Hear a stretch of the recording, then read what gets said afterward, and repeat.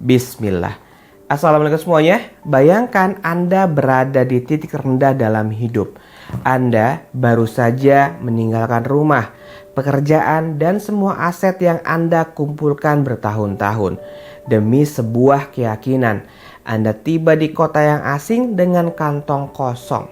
Lalu tiba-tiba datang seseorang. Bukan sembarang orang, tapi salah satu orang terkaya di kota itu. Dan tanpa syarat apapun, ia menawarkan sebuah jaring pengaman yang tidak masuk akal. Ia bersedia membagi dua kekayaannya. Satu untuknya dan satu lagi untuk diri Anda. Dan ini bukan sebuah pinjaman, tidak ada bunga, tidak perlu dicicil untuk dikembalikan. Kalau kita boleh jujur pada diri kita masing-masing, apa yang akan kita lakukan saat itu? Saya rasa sebagian besar dari kita akan langsung menerimanya, mungkin termasuk saya. Mungkin juga kita menangis sambil bersyukur ini dia jalan keluarnya. Saya bisa beli rumah, menafkahi keluarga, dan punya modal untuk hidup tenang. Tapi tidak dengan laki-laki dalam kisah kita hari ini. Ia menolak jaring pengaman itu. Laki-laki itu bernama Abdurrahman bin Auf. Saat ia tiba di Madinah, Rasulullah Shallallahu Alaihi Wasallam mempersaudarakannya dengan Sa'ad bin Rabi al-Ansari. Dan Sa'ad dengan hati yang luar biasa tulus benar-benar menyodorkan setengah dari kekayaannya kepada Abdurrahman. Sa'ad tidak sedang pamer, ia juga sedang tidak menjebak Abdurrahman dalam hutang budi. Ia murni ingin menyelamatkan saudaranya yang sedang jatuh. Tapi coba dengarkan apa jawaban Abdurrahman saat itu. Ia tidak mengambil uang itu, ia juga tidak menolaknya dengan angkuh. Ia tersenyum dan mendoakan, semoga Allah memberkahi keluarga dan hartamu wahai Sa'ad. Lalu ia mengajukan satu permintaan yang mengubah sejarah. Katanya, tunjukkan saja kepadaku di mana letak pasarnya. Teman-teman, disinilah kita bisa lihat letak kedalaman mental seorang Abdurrahman bin Auf. Ia tahu menerima harta saat akan menyelesaikan masalahnya hari itu juga. Risikonya nol.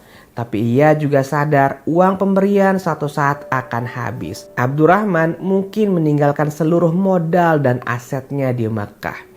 Tapi ia tahu persis ada satu hal yang tidak bisa dirampas darinya. Insting dan kemampuannya membaca peluang. Saat lalu menunjukkan jalan menuju pasar Bani Kainuka.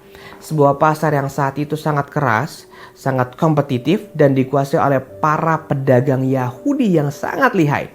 Abdurrahman tidak gentar masuk ke sana. Apakah ia langsung kaya dalam satu malam? Tentu tidak. Kisah sejarah mencatat ia memulai dari sesuatu yang sangat kecil. Ia berdagang keju, susu, dan minyak samin. Ia pergi ke pasar menawarkan barang. Pulang membawa sedikit keuntungan. Besoknya ia kembali lagi ke pasar memutar lagi modalnya. Sebuah proses yang sangat manusiawi, berdarah-darah, perlahan tapi pasti. Sampai pada suatu hari Rasulullah Shallallahu Alaihi Wasallam melihat ada noda warna kuning di pakaian Abdurrahman. Biasanya ini sebuah tanda bahwa seseorang baru saja melangsungkan pernikahan. Ketika Rasulullah bertanya kepada Abdurrahman, Abdurrahman bercerita bahwa ia baru saja menikah dengan wanita Madinah. Ia sudah mampu membayar mahar berupa emas sebesar biji kurma. Coba kita perhatikan alur ceritanya. Berawal dari secercah petunjuk di mana pasarnya. Ia kembali menemukan kemandiriannya. Ia mulai bisa berdiri tegak, memutar roda ekonominya sendiri dan membangun keluarga. Semua itu karena ia memilih untuk bertumpu pada kemampuannya, bukan pada belas kasihan. Teman-teman, mungkin hari ini keadaan kita tidak sama persis dengan kondisi Abdurrahman bin Auf saat itu. Tapi perasaan harus memulai kembali dari nol pasti pernah mampir dalam hidup kita. Ada yang tiba-tiba kehilangan pekerjaan setelah belasan tahun mengabdi. Ada yang usahanya gulung tikar, tabungannya perlahan menipis setiap bulan. Atau ada rencana-rencana besar yang hancur berantakan di tengah jalan. Saat itu terjadi, respon alami kita adalah panik, menghitung apa yang sudah hilang. Kita mungkin meratapi gaji bulanan yang terputus. kita menangisi fasilitas yang ditarik karena tidak dapat lagi, lalu ketakutan mulai berbisik. Gimana kalau kita tidak bisa bangkit lagi? Itu hal yang manusiawi dan sangat manusiawi. Tapi kisah Abdurrahman menampar kita dengan sebuah realita yang lembut saat hidup memaksa kita berubah. Berhentilah sejenak menghitung apa yang hilang.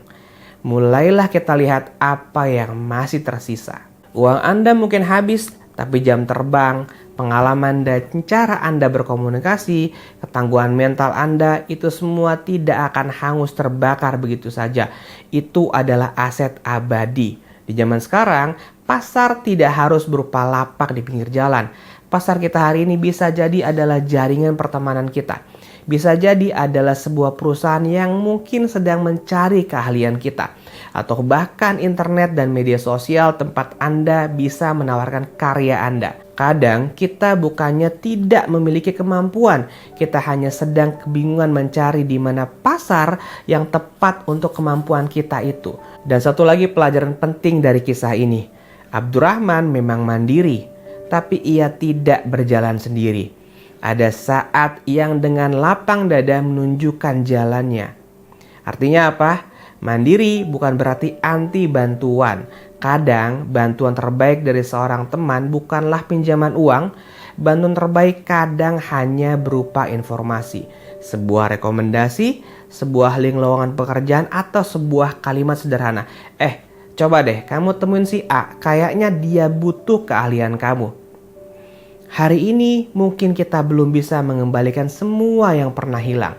Dan mungkin kita tidak tahu kapan badai ini akan benar-benar selesai. Tapi mungkin kita bisa memulainya esok pagi dengan 2 pertanyaan sederhana di depan kaca. Apa yang masih bisa saya lakukan dengan sisa tenaga ini? Lalu tolong tunjukkan kepadaku di mana pasarnya.